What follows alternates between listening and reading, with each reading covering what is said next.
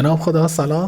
سلام به همه معامله‌گران. امیدوارم معاملات پرسودی و پشت سر گذاشته باشید. با یکی دیگه از ویدیوهای معرفی اکسپرت تریدینگ بورد، این قسمت معاملات اتوماتیک خیلی میتونه بهمون کمک کنه زمان چرخش بازار رو متوجه بشیم. همونطور که در جریان هستین، این تنها ویژگی اکسپرت تریدینگ بورد نیست. اکسپرت تریدینگ بورد ده‌ها امکانات داره که به پیشرفتمون توی معامله‌گری کمک میکنه، از جمله محاسبه حجم معاملات، وارد کردن ریسک معاملات به درصد، نشان دادن سود و زیان معاملات به درصد که ما رو از خیلی از محاسبات دور میکنه و باعث تمرکزمون روی معامله گری میشه. توی فضای مجازی ما رو دنبال کنید و امکانات اکسپرت تریدینگ بورد رو بررسی کنید که باعث پیشرفتمون توی حرفه معامله گری میشه. در آخر هم ویدیو میریم برای نصب و راه اندازی اکسپرت. خب، بخش معاملات اتوماتیک. وقتی که روی اتوپایلوت کلیک کنیم، فلاش های بالا یا پایین بعضی از کندل ها ظاهر میشن.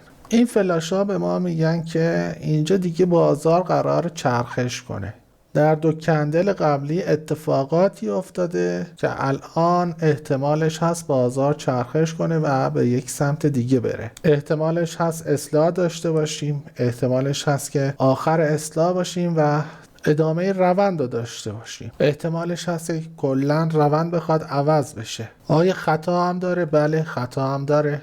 الان تو همین صحنه‌ای که داریم می‌بینیم، چارت اخطار به ما داده که قرار اینجا اتفاقی بیفته، گردشی باشه. اولین اخطار رو بعد یک روند صعودی داده تو یک کندل نزولی. این که فلاش زیر کندل نزولی هست یعنی اینکه احتمالاً گردش به بالا داریم و اون کندلایی هم که فلاش بالای سرشون هست یعنی گردش به پایین داریم. می‌بینید هم بعد از اخطار چند تا کندل بالا رفته و سودی هم داده بهمون. فلاش دوم رو میبینید بعد 2 تا کندل نزولی روی کندل صعودی اخطار داده که گردش به پایین داریم، قیمت میخواد نزول داشته باشه و میبینیم قیمت ریخته، میتونستیم کسب سود داشته باشیم. و اخطار سوم بعد از یک ریزش، بعد از 2 تا کندل صعودی به ما اخطار داده که گردش به بالا داریم، میخوایم صعودی بشیم. روی چه مبنایی این اخطارها رو به ما میده؟ الان 2 تا از اخطارها معامله ما رو به سود تبدیل کرد، یکیشو به ضرر.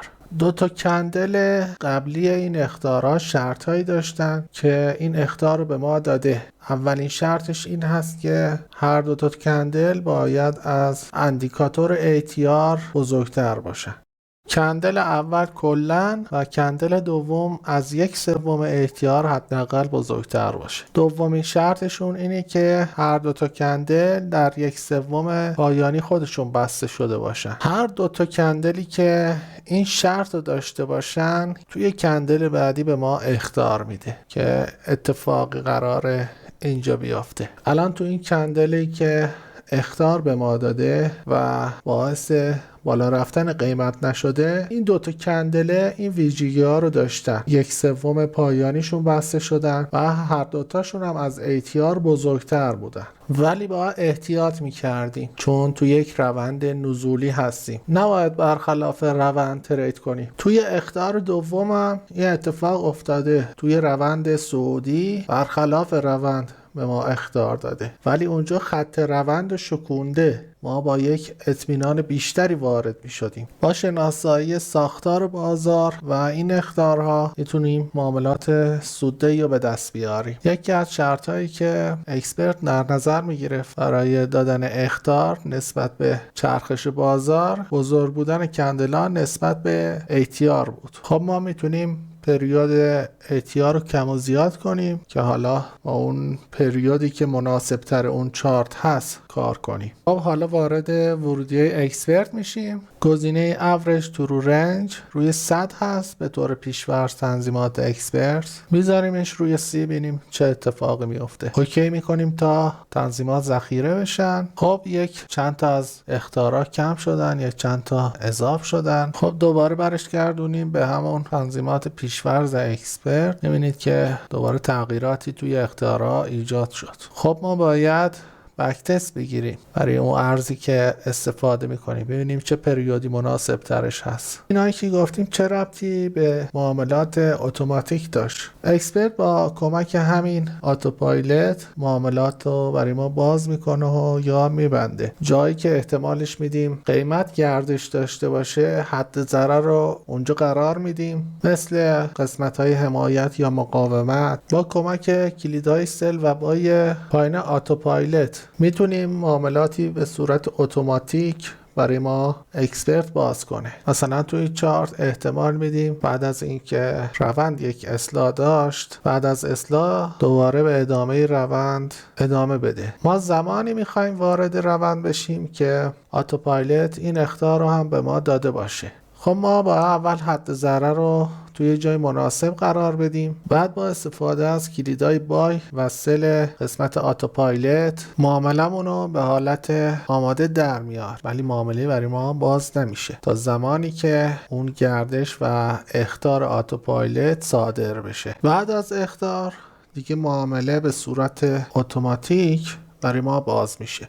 یا نه اصلا داریم چارتا رو بررسی میکنیم، میبینیم گردشی اتفاق افتاده، میریم چارت رو بررسی میکنیم، اگه موقعیت مناسب بود وارد معامله میشیم. مثل الان که این موقعیت پیش اومد و ما با بررسی چارت و موقعیت مناسب میتونیم وارد این معامله بشیم. یک شرط دیگه ای هم که معاملات اتوماتیک دارن اینه که حتما دوتا کندل آخری به اون جهتی باید باشن که ما میخوایم معامله باز کنیم. این ربطی به اخطارهای آتوپایلوت نداره، فقط برای باز کردن معاملات اتوماتیک هست. کلید CL برای ما چیکار میکنه؟ کلید CL وقتی که وارد یک معامله شدیم و میخوایم با برگشت روند سریع از معامله خارج بشیم، کلید CL این کمک رو به ما میکنه که بعد از چرخش روند سریع از معامله خارج بشیم. سریع معامله رو برای ما میبنده. مثلا تو این روند نزولی من پوزیشن بای باز میکنم با زدن کلید CL.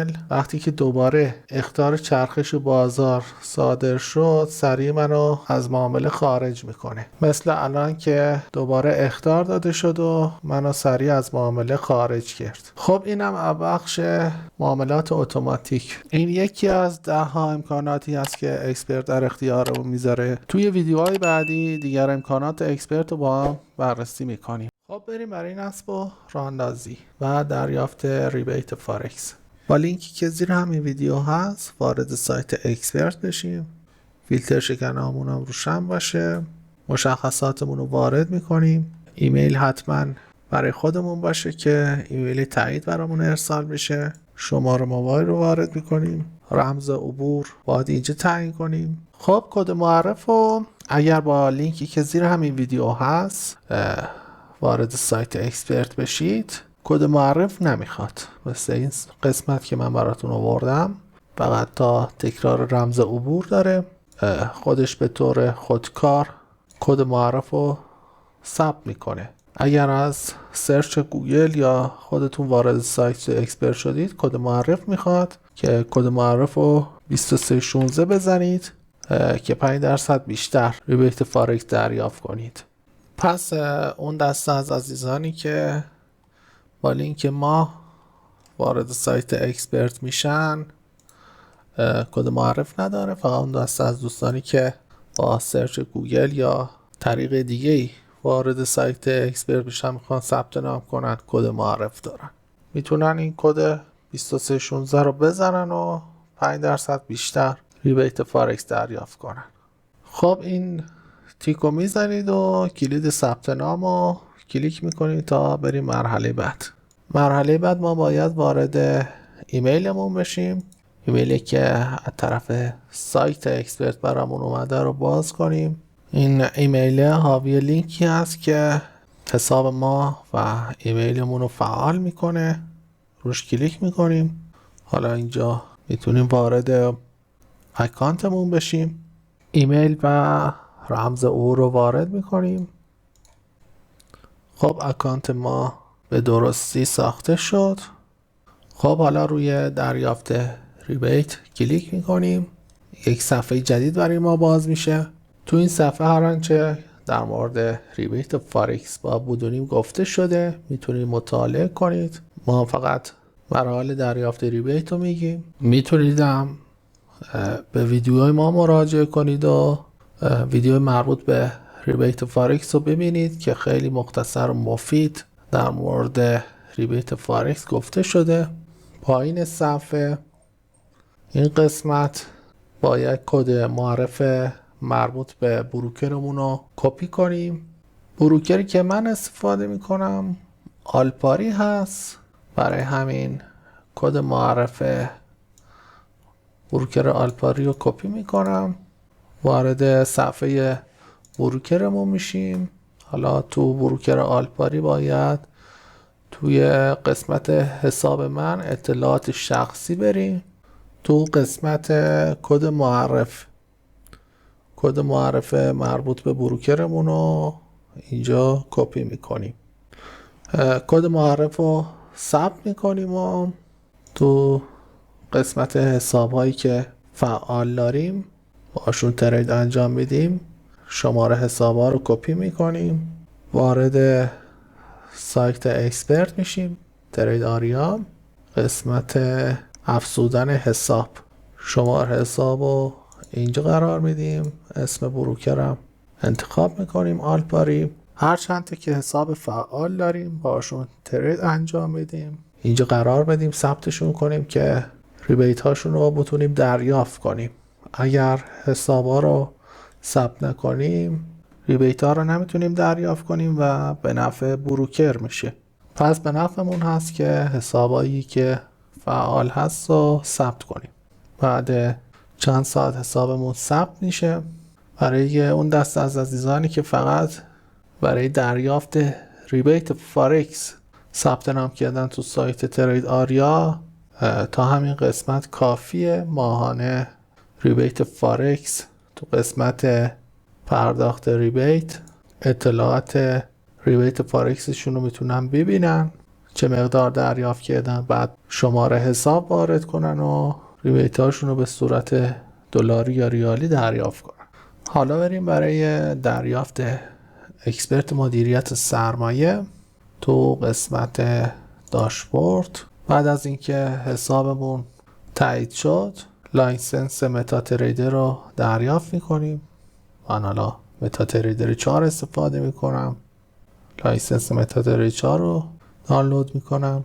بعد وارد صفحه اصلی ترید آریا میشیم، اینجا کلیک میکنیم، قسمت تریدینگ بورد این قسمت هست، آخرین ورژن اکسپرت مدیریت سرمایه یا دستیار معاملات تریدینگ بورد، اینجا میتونیم دریافتش کنیم، دانلودش میکنیم. تریدینگ بورد رو دانلود شد.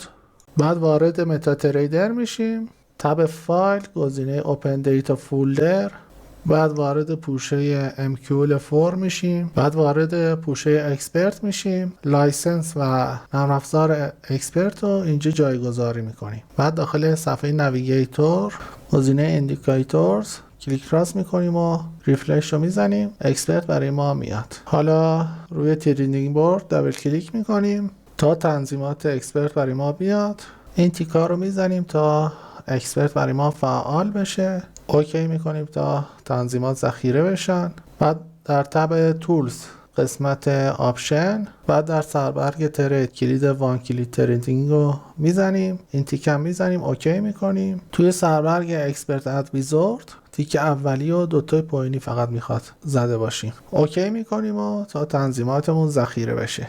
الان اکسپرت کاملا برای ما فعال شده، میتونیم معاملات رو باز کنیم یا ببندیم. اگر هم در نصب و راه اندازی مشکل داشتید با پشتیبانی سایت اکسپرت در تماس باشین تا مشکلتون رفع کنن. خب موردی نمونده دیگه، امیدوارم از ویدیو لذت برده باشید. معاملات پرسودی و پشت سر بذارید تا ویدیو بعدی. خدا نگهدار.